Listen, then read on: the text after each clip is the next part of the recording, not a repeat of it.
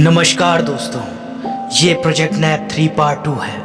Video शुरू करने से पहले आज मैं आपसे निवेदन करूंगा कि आज का ये वीडियो पूरा देखें, जिससे कि आपको पता चले कि क्या बेहतर है आपके बच्चों के लिए, आपके लिए और इस समाज के लिए। हो सकता है कि ये वीडियो थोड़ा लंबा हो, मगर मैं आपसे वादा करता हूँ कि ये जानकारी आपको अंदर से हिला देगी। दोस्तों, आज हम आपको बताएंगे उस एजुकेशन सिस्टम के बारे में जो बहुत ही एडवांस था, जिससे हमारे देश की पहचान थी, जिस पे हमें गर्व था, जिसके कारण हमारा देश सदियों से विश्व गुरु बना रहा। लेकिन उसको एक बड़े षड्यंत्र के तहत नष्ट किया गया और उन्होंने अपना एजुकेशन सिस्टम जबरन लागू करवाया, जिसके कारण हमारा देश गुलाम बना रहा। और आज भी हम उनके एजुकेशन सिस्टम के गुलाम बने हुए हैं। आज इस वीडियो के माध्यम से हम एक कंपैरेटिव एनालिसिस करेंगे भारतीय गुरुकुल शिक्षा प्रणाली और ब्रिटिश की मैकाले एजुकेशन सिस्टम के बीच में, जिसमें हम जानेंगे कि हमारे गुरुकुल की शिक्षा व्यवस्था कितनी ज़्यादा एडवांस और स्ट्रॉन्ग थी। वीडियो शुरू करने से पहले यदि आपने चैनल को सब्सक्राइब नहीं किया है तो कृपया सब्सक्राइब करें और बेल आइकन को प्रेस करें कि ताकि हम आपको ऐसे ऐसे रोचक वीडियो लाते रहें। तो शुरू करते हैं आज का कंपैरेटिव एनालिसिस।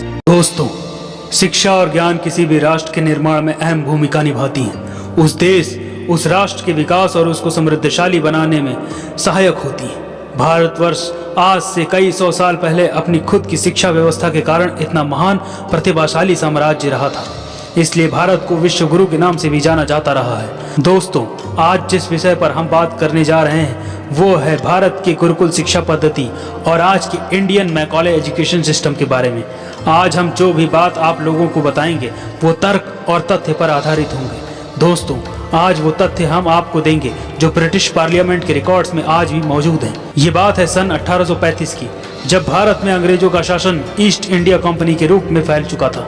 उस समय एक अंग्रेज जो हाउस ऑफ लॉर्ड्स में मेंबर ऑफ पार्लियामेंट यानी सांसद था, जिसका नाम विलियम एडम था। ऐसा माना जाता है उसकी पावर्स उस समय ब्रिटिश पार्लियामेंट में इतनी थी कि यदि वो कोई भी सुझाव गवर्नर या वाइसरॉय को देता था तो उसे कानून बनने में देरी नहीं लगती थी। लॉर्ड विलियम एडम्स के अंडर काम कर रहा एक ऐसा व्यक्ति जिसकी वजह से ये सारा एजुकेशन सिस्टम चौपट हुआ, जो कि भारत की गौरव को बढ़ाता था, उसका नाम टीबी मैकाले था। उसने भारतीय गुरुकुल शिक्षा पद्धति पर एक सर्वे किया था और उसी ने इस शिक्षा प्रणाली को तोड़ने का भी कार्य किया।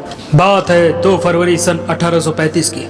ब्रिटिश पार्लियामेंट के हाउस ऑफ कॉमन्स में टीबी मैकाले भारतीय गुरुकुलम शिक्षा पद्धति के सर्वे की अपनी रिपोर्ट के कुछ कमेंट्स पढ़ के सुनाता है, जिसे ब्रिटिश पार्लियामेंट के हंसार्ड नाम की प्रेस अपने आर्टिकल में छापती। उसने उस हाउस ऑफ कॉमन्स में कहा कि उसने भारत के सभी राज्यों और प्रांतों का सर्वे किया और बताया कि उसने पूरे भारत में एक भी भिखारी, बेरोजगार या कोई अनपढ़ व्यक्ति नहीं देखा। उसने बताया कि भारत का कोई भी एक राज्य हमारे पूरे देश की आर्थिक स्थिति से कहीं ज़्यादा अधिक है और बहुत ही ज़्यादा एडवांस लेवल का एजुकेशन सिस्टम है। इंडिया को जीतना आसान नहीं, अगर उसको तोड़ना है तो भारत के कल्चर, हेरिटेज और इकोनॉमी को ख़त्म करना पड़ेगा। और इसको ख़त्म करने के लिए उसने स्पष्ट रूप से बताया कि अगर उनको इंडिया पे रूल करना है तो भारतीय शिक्षा प्रणाली को हर हाल में नष्ट करना होगा। उसने बताया कि अभी तक सन 1835 में इंडियन लिटरेसी रेट 100% है। वहीं किसी ब्रिटिश सांसद ने सवाल किया कि हमारे ब्रिटेन की लिटरेसी रेट क्या है, तो उनके एजुकेशन मिनिस्टर का जवाब आता है कि ब्रिटेन की टोटल लिटरेसी रेट मात्र 17% है। भारत में इतनी अधिक 100% साक्षरता की वजह पूछने पर टीबी मैकाले ने बताया कि उस समय भारत में 7,32,000 रेवेन्यू विलेजेस यानी राजस्व वाले गांव थे और हर गांव में एक एजुकेशन सेंटर है यानी एक गुरुकुल है, जिसे ये समझ में आता है कि भारत में उस समय सन 1835 में 7,32,000 गुरुकुल सही अवस्था में कार्य कर रहे थे। इसके साथ ही मैकाले ने यह भी बताया कि जो सबसे बड़ा गुरुकुल होता था उस समय, उसमें 20,000 स्टूडेंट्स रेजिडेंशियल फैसिलिटी के साथ रहते थे और जो सबसे छोटा गुरुकुल होता था कम से कम वो 200 स्टूडेंट्स का होता था, जिसमें मॉनिटोरियल एजुकेशन सिस्टम हुआ करता था। जिसका मतलब यह होता है कि जो शिक्षक बच्चों को शिक्षा दिया करते थे उन बच्चों में से ही कुछ को बतौर शिक्षक भी तैयार किया जाता था, ताकि वो और विद्यार्थियों को शिक्षा दे सके, ताकि अधिक से अधिक बच्चे शिक्षित हो सके। और जो आचार्य यानी शिक्षक 20,000 विद्यार्थियों का गुरुकुल संभालते थे उनको कुलपति कहा जाता था। तभी वहाँ कोई प्रश्न करता, भारत में तो 4 वर्ग होते हैं, क्या चारों वर्गों को शिक्षा मिलती है? इसके जवाब में मैकाले ने बताया कि हाँ, सभी को शिक्षा दी जाती है, परंतु भारत में अलग अलग क्षेत्रों और राज्यों के आवश्यकता अनुसार अधिक शिक्षा दी जाती थी सभी वर्गों को, जिसमें दक्षिण भारत में स्त्रियों और शूद्रों की संख्या अधिक थी, पश्चिम राज्यों में ब्राह्मणों और वैश्यों की संख्या बराबर थी, उत्तर में क्षत्रियों की संख्या सबसे अधिक और मध्य व पूर्वी भागों में सभी लोग की संख्या लगभग बराबर थी। मैकॉले ने बताया कि इन गुरुकुलों में किसी विद्यार्थी को 5 वर्ष की आयु से ही गुरुकुल में ले लिया जाता था और 22 से 23 वर्ष की आयु तक उनकी शिक्षा पूरी हो जाने के बाद उनको संकल्प करवा के समाज और देश के हित में अपनी सेवाएं देने के लिए भेज दिया जाता था। तभी वहां के वॉइसरॉय ने प्रश्न किया कि ऐसे कितने और क्या क्या सब्जेक्ट्स पढ़ाए जाते थे उन गुरुकुलों में, जिसके जवाब में टीबी मैकॉले का स्टेटमेंट था कि उन गुरुकुलों में 18 मेजर सब्जेक्ट्स और 56 माइनर सब्जेक्ट्स की एजुकेशन दी जाती थी, जिनमें कुछ सब्जेक्ट्स थे जिनके नाम इस प्रकार हैं: वैदिक गणित यानी कि वैदिक मैथमेटिक्स, जबकि उस समय ब्रिटेन में कॉमर्शियल मैथमेटिक्स का चलन था, जिसे केवल हिसाब किताब का लेखा जोखा रखने के काम में लाया जाता था। दूसरा सब्जेक्ट खगोल शास्त्र यानी एस्ट्रोनॉमी, जिसके साथ साथ एस्ट्रोलॉजी जैसा सब्जेक्ट भी जुड़ा हुआ था। तीसरा मेटलर्जी यानी धातु कर्म। चौथा एस्ट्रोफिजिक्स यानी खगोल भौतिकी।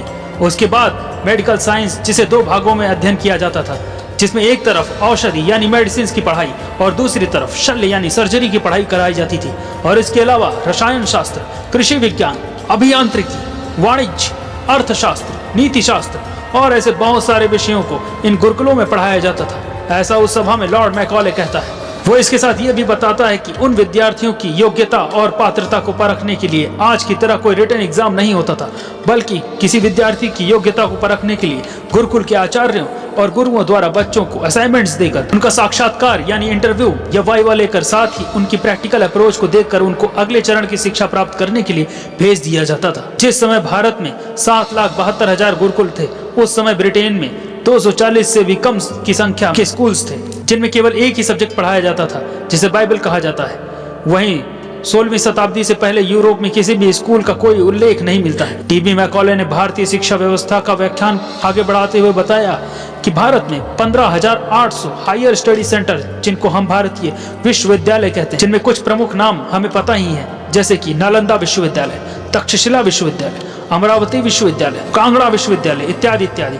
और इन सभी विश्वविद्यालयों की एक खास पहचान हुआ करती थी, जो अपने विशेष ज्ञान पर शोध व अध्ययन के लिए जाने जाते रहे हैं, जिसमें कांगड़ा विश्वविद्यालय को मेडिकल साइंस की सर्जरी से रिलेटेड स्पेशलाइज्ड कोर्स चलाते थे, जिसे आज की मॉडर्न मेडिकल टर्म्स में राइनोप्लास्टो सर्जरी के नाम से जाना जाता है, जिसमें ग्राफ्टिंग टेक्निक का प्रयोग करते हुए किसी डैमेज्ड बॉडी स्किन पर शरीर के दूसरे भाग से स्किन को सर्जिकली निकालकर उस जगह लगा दिया जाता था।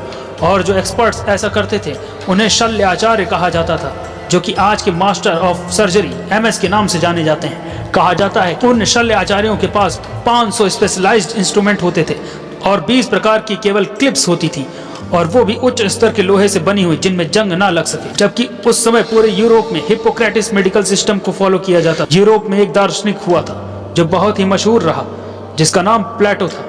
वहाँ के लोग उसे ईश्वर का अंश मानते थे, जिसे यूरोप की सभ्यता का जनक भी माना जाता था।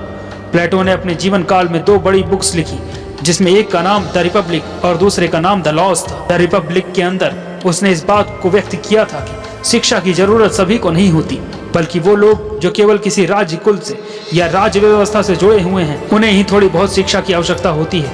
और इन लोगों को शिक्षा प्राप्त करने के लिए कहीं जाने की आवश्यकता या किसी शिक्षा केंद्र की कोई आवश्यकता नहीं है, बल्कि शिक्षा देने वाले को स्वयं महल या राज्य सभा में बुलवाकर शिक्षा प्राप्त की जा सकती थी। इस फिलॉसफी के कारण ही यूरोपियन देशों में शिक्षा की ठोस व्यवस्था नहीं पनपी थी। इसके बाद अंतिम में लॉर्ड विलियम एडम ने कंक्लूड करते हुए ब्रिटिश पार्लियामेंट में बताया कि यदि उन्होंने भारतीय गुरुकुल शिक्षा प्रणाली को नष्ट नहीं किया तो वो कभी भारत पर शासन नहीं स्थापित कर पाएंगे, जिसके चलते उन लोगों ने पार्लियामेंट में फैसला लिया कि वो एक शिक्षा कानून बनाएंगे और धीरे से उसको भारत में लागू करवा दिया जाएगा।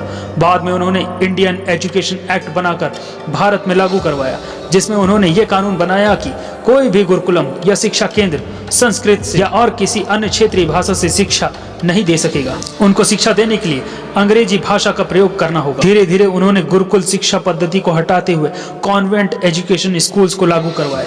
कॉन्वेंट स्कूल्स का चलन यूरोप के देशों में अनाथ बच्चों की परवरिश और बाइबल की शिक्षा देने के लिए किया गया था, और पहली बार भारत में कलकत्ता में कॉन्वेंट स्कूल खोला गया और जो भारतीय ईस्ट इंडिया कंपनी में काम कर रहे थे या जो अंग्रेजों की सरकारी सेवा में थे, उनके बच्चों को कॉन्वेंट में पढ़ाना अनिवार्य कर दिया और ऐसा न करने पर नौकरी से निकलवा कर कठोर दंड देने का नियम लागू करवा दिया गया।